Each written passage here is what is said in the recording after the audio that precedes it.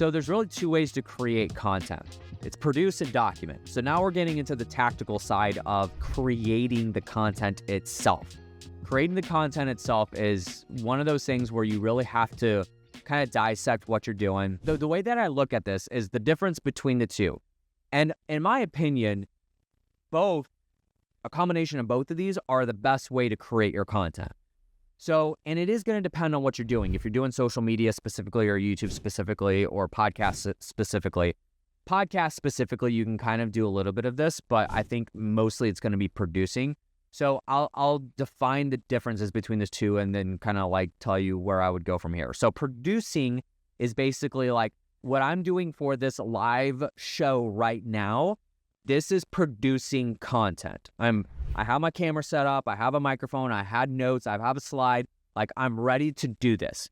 However, I'm also documenting because on the side here, I have my Instagram going live right now. This is also documenting. Like I'm doing something that I planned on doing, but then meanwhile, I'm also streaming it live on Instagram. But then meanwhile, I'm going to be able to take this podcast and use it for other purposes, right? So then I'll be able to redistribute it elsewhere, maybe to my podcast, maybe to, I'll be able to take an hour-long recording here and chop it into like 4 or 5 different segments for core YouTube videos.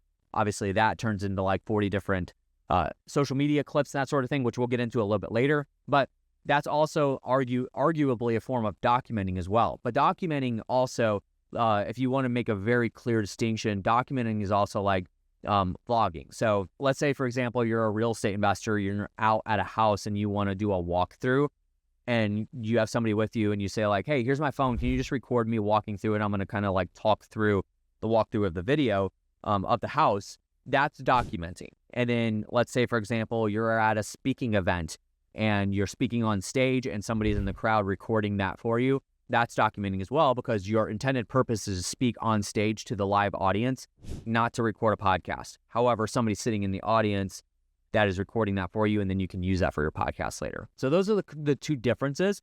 And it really depends on what we talked about yesterday was capacity. Like, what can you actually manage? So can you sit down for 4 hours a month and record an hour-long episode of your podcast for 4 episodes, so one a week, and you dedicate 4 hours a month to your podcast? Well, then you can do just straight production.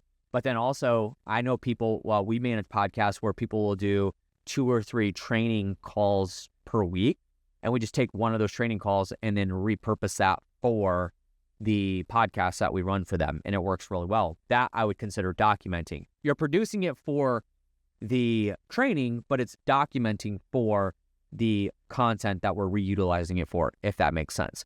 So you can kind of like deviate between the two. And I think that both work.